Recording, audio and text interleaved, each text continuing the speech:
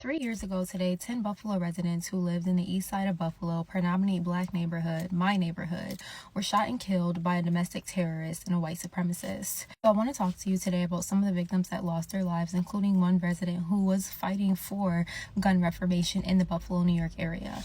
Aaron Salter was a retired police officer and a security guard on duty the day of the domestic terrorist attack that happened at Tops Friendly Market. Aaron was described as being laid back as well as a mentor to people in those community. He also had a very calm demeanor. He'll be remembered for his heroic actions on the day as he ran towards the shooter and tried to stop him, but unfortunately that domestic terrorist and white supremacist had body armor on and was prepared for something like that to occur. Aaron Salter was 55 years old. Ruth Whitfield was the mother of former Buffalo Fire Commissioner Garnell Whitfield. Garnell described his mother as someone who taught him how to love unconditionally, and that's how she loved completely. When Garnell actually heard about the shooting, he decided to rush over to the Tops on Jefferson, and that's when he discovered that his mother was one of the victims. Before the shooting, Ruth had actually stopped off at High Point, something that she did because that's where her husband of 68 years was. She was the main caregiver for her husband, and after that, she went to Tops, maybe thinking to go and grab something for dinner, and that is when her life would end. And Ruth was married for 68 years.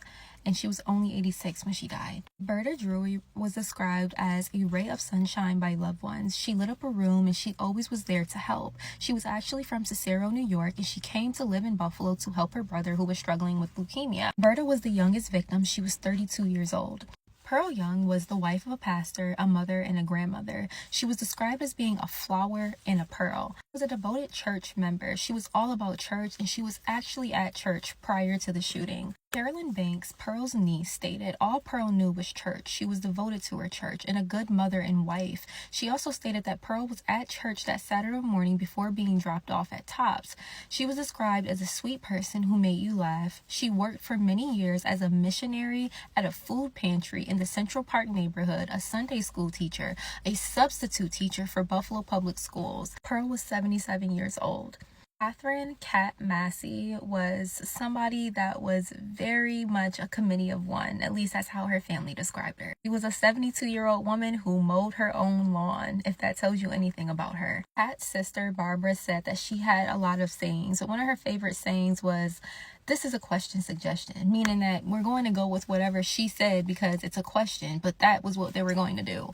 Catherine was an activist in her community, and together with other community activists, Betty Jean Grant, who she met in 2001, they created the grassroots organization We Are Women Warriors. Betty described Catherine as being, in the true sense of a word, a warrior. She was really a woman warrior, and she really loved that. She loved working and she loved helping people. Catherine's loved ones described her superpower as being someone who really cared and loved for people. She was also a mass communicator. She was the one that wrote an editorial for stopping the gun violence in Buffalo. She also was a frequent attendee of Buffalo school board meetings because she thought education was extremely important. Catherine had such an impact on her community that community leaders are looking to change the name of the street that she grew up on to Cat Massey Way. Catherine was only 72 years old. Marcus Morrison was a father of 6 and very close to his brother Frederick, even being described as 2 peas in a pod. Frederick stated that he was cool, he was a bubble, he was a nice guy full of energy, a funny laugh that was contagious, and while he never told the best jokes,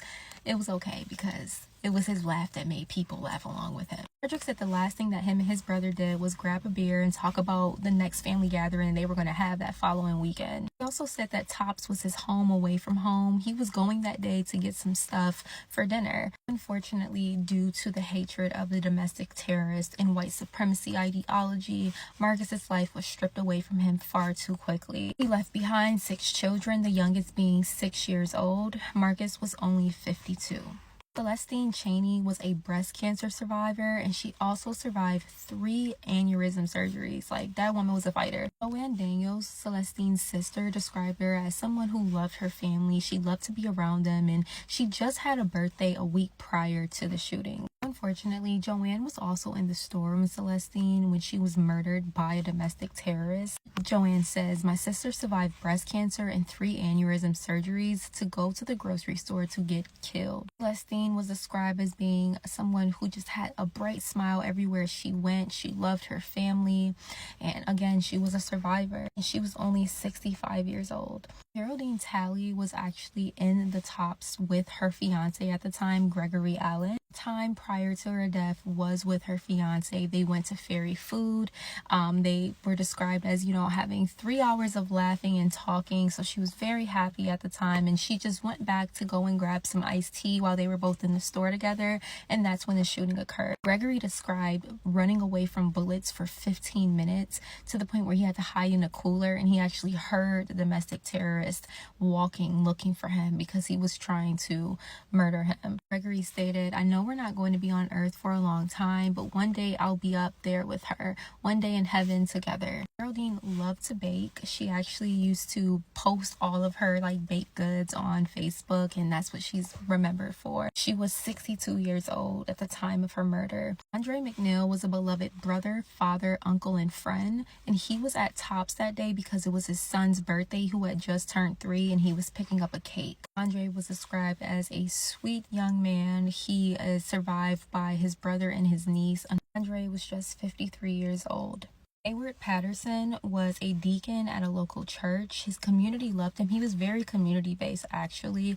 Like I said, east side of Buffalo is a food desert, so Deacon Patterson would take the time to drive people to and from Tops, those who didn't have transportation. He was described as an honorable man, a family man, a community man, a working man. This mass shooting was a terrorist attack, something that happens way too often in predominantly Black neighborhoods. One resident even said, what about the children that were in that Tops at the time? I have not stepped back into a Tops period since this occurred. It has been announced that there will be a permanent memorial site to honor and remember the victims. How many more memorial sites are you going to make for Black victims? How many more times are we going to be memorialized? How many more times are you going to terrorize Black neighborhoods before you start calling us the terrorists when we fight back?